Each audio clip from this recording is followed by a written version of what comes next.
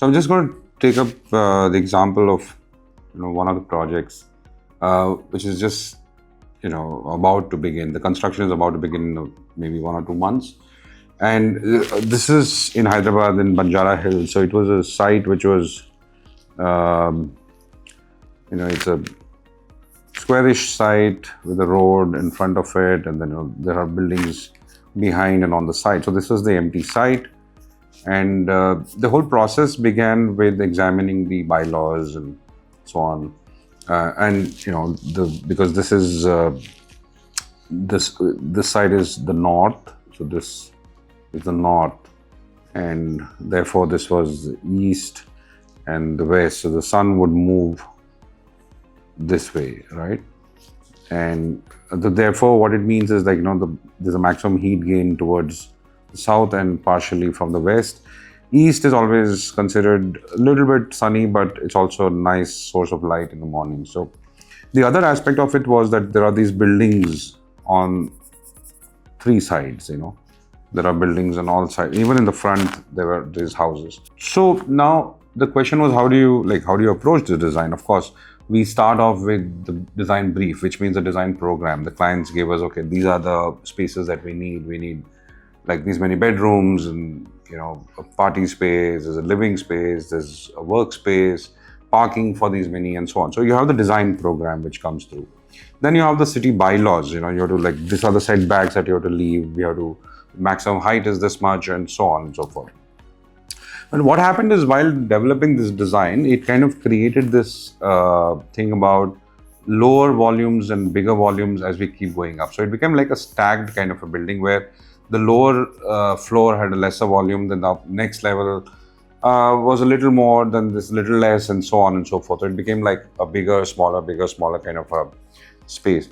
While we were working on the design, one of the things which I've always tried to explore is when you look at Hyderabad, you see these, you'll see these large boulders which are, scattered across the city, and you see this massive boulders, and you'll see these buildings which are like that. The boulders in the landscape. And one thing which I really like is what happens is in this boulders you find these plants which keep growing on these. So, and I said, what if architecturally, if I have to translate it as a visual level, but also as a functional level, it makes sense, because it's like one boulder protecting the lower one, the space below that. And what if I give some kind of an umbrella over it, to protect the building? So the design emerged from that as an architectural expression, which is basically a playfulness of these volumes, or a tribute to the landscape of Hyderabad, where you have the base and then you have this this entire structure which is which is looking as if it's this series of these blocks which are playing one over the other, and then we had this whole architectural geometry of sorts which we wanted to work with and emphasize a lot on horizontality, because the building is going quite vertical. So can we focus on the horizontality of the building? So basically it became like a stacked block of sorts, and at every level you have these terraces and gardens and so on. So it became a design which is like the stone wall which is there, and this, because the site also slopes like that, this is the parking entry, and then the block kind of emerges, and it kind of keeps projecting inwards and outwards, so it's like a stacked box of sorts, and with this blocks, and you start seeing the landscapes at different levels, So it became an interesting exercise to explore that visually, but also you realize it works functionally, because what happens is, in a section, if you have to understand, if there's a particular floor above, the lower floor gets protected by the projecting box, so it protects you from the sun, and the lower floor projects out. What we also did was we created these fins out here and put plants behind to give privacy for bedrooms especially. So in a bedroom, when you look behind the bed, you see these plants, and then you have this jali wall, which whenever you want air to come in, it allows it to come inside, but it blocks the view of the neighbors who are right in front. And these are private spaces. Whereas more kitchens and all can allow the views. It's fine because it allows that. So that's how like a design like this kind of emerged. If you see the design language, which is like, you can see the fact that there is a lot of emphasis on horizontality because the block is very vertical, and then you have these jalis which do not allow the harsh sunlight to come in, but allows the air to flow through the building. And these projecting boxes allow the slower spaces being shaded from the harsh sunlight.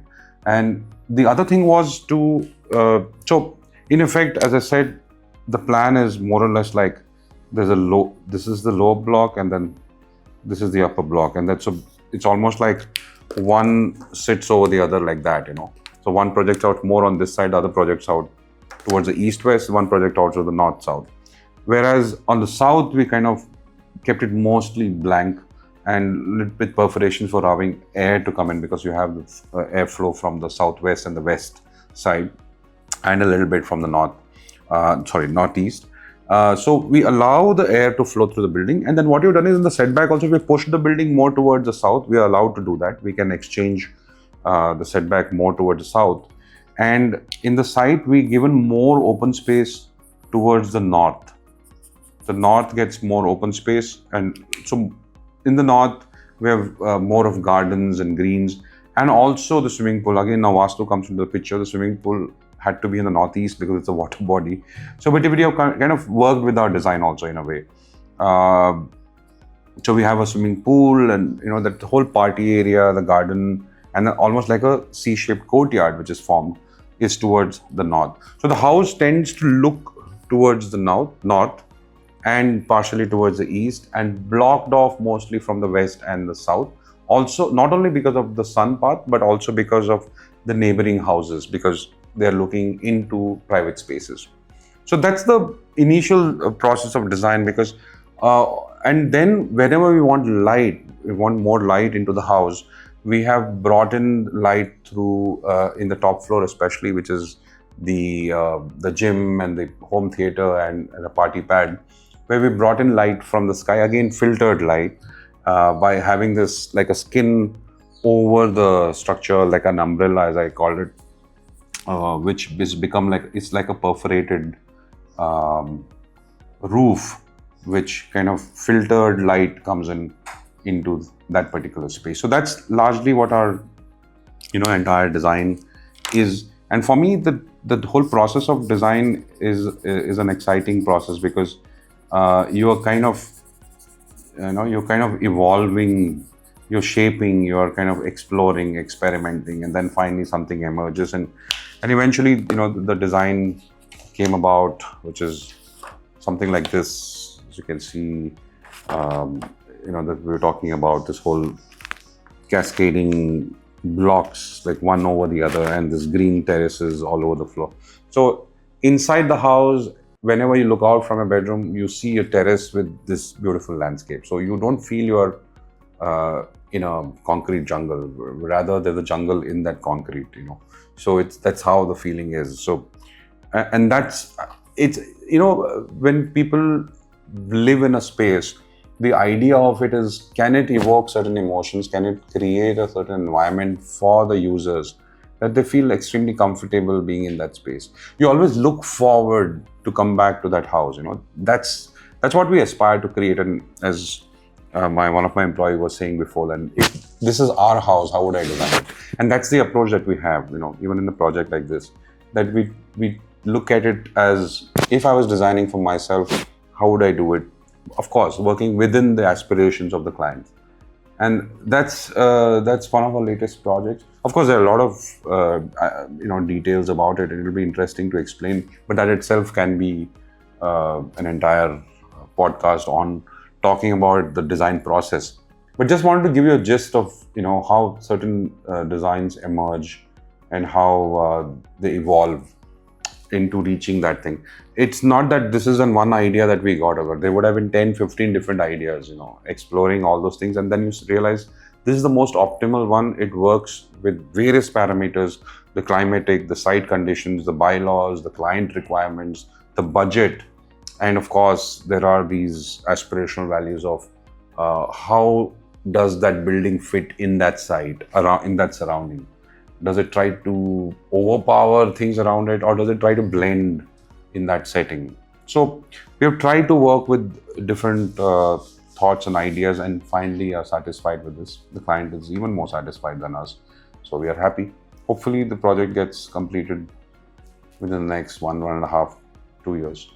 So we get to see the real building then.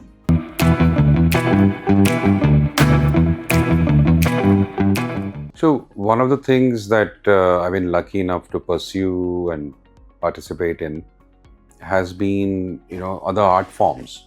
I love to sketch, of course, but then I developed this love for photography, which is, I feel, is a great way to learn how to compose. As a photographer, you understand that. And then you start, when you're designing, you're also thinking in terms of how you're building, how it is composed, how your different spaces, are being arranged. I was also into music, and I think something which, as an architecture student, you learn to pick up the guitar, or you start playing different musical instruments. And music has been an integral part of my journey as an architect, because I think, think about architecture, it's about harmony, it's about rhythm, it's about contrast, and music is the best way to understand it. And a lot of my design processes, when I'm designing also, I cannot work without having music. And I feel that becomes part of your architectural expression. And you start developing a sense of mathematics, which is there in music, in fact, in your architectural expression. And then finally, of course, which is like a semi-profession for me, which is theatre. I said 25 years ago, I started the theatre group called Dramanon, Dramatist Anonymous. And I've also been pursuing that since then. I've, directed more than 60, 70 plays and given multiple performances across the country. And that also led me to do cinema and movies. So I've acted in a few films, and then, it's not that I enjoy that process so much, but, theatre, I think any day is so much more wholesome and so much more fulfilling, because you get to perform live in front of an audience, and you're getting the reactions immediately, and it allows you to live different lives, if I may put it that way. And it was like a stress buster for me. So I remember talking to Atul Kumar, who's a famous theatre thespian. I said, I'm very confused. Should I do theatre or architecture? She said, which one do you like? I said, I like both. So he said, you're lucky. Whenever you get bored with architecture, do theatre. Whenever you get bored with theatre, do architecture. Well, honestly speaking, my bread and butter is through architecture, and I think theatre just makes it dramatic. So that's been my journey, exploring these different art forms, and all these different art forms have shaped me as an architect, and I continue to collaborate with these various art forms and learn through it, and maybe create more interesting work through that process.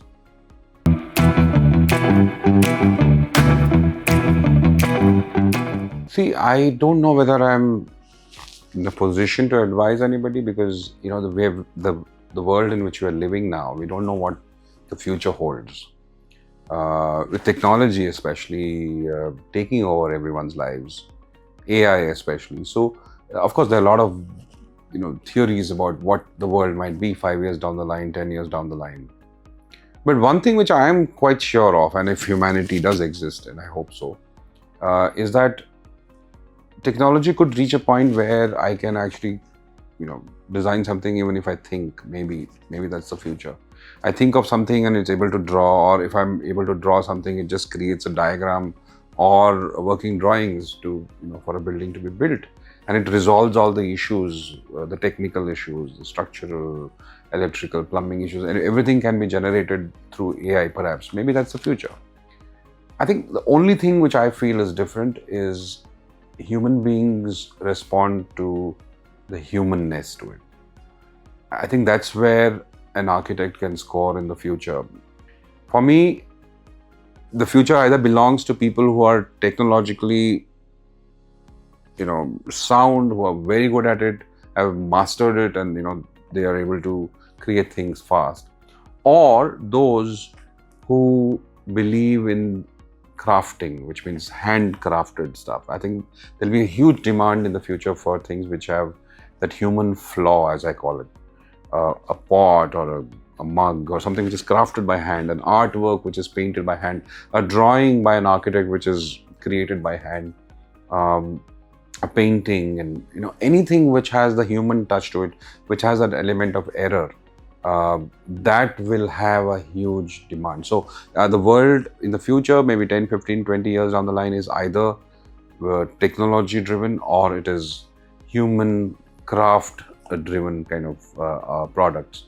So it depends on how you look at this one. So do you want to become good at this, or you want to become good at this? Which means as an architect, I don't think anybody can replace exploring and expressing through sketches, because I think that is a process itself is crafting. It's basically your brain and your hands are kind of connected, and you're able to express it and explore ideas. So my suggestion to young architects who are just started the journey or graduating would be to hone your craft as much as possible, to know the materials, to know about construction techniques, but also to explore ideas and read a lot, just understand, travel a lot, look at buildings, explore them, understand, ask questions. I think this is the time, when you ask questions and not just keep it like, okay, I'll just stick to my subjects and that's what it is. We go beyond that. But most importantly, I would say, don't give up on the simple art of sketching and expressing, and crafting out things, model making and exploring, because that will make you a better architect any day, I assure you. And because technology will take over. You might be good at a particular software, but tomorrow another fantastic software is going to emerge. So it's always going to be ahead of you. But what technology can't do is your personal touch to it. That means when you sketch, nobody can replicate that. That is your sketch. Whatever you craft a model, that is your model. No technology can match that. The error in it is what makes it beautiful.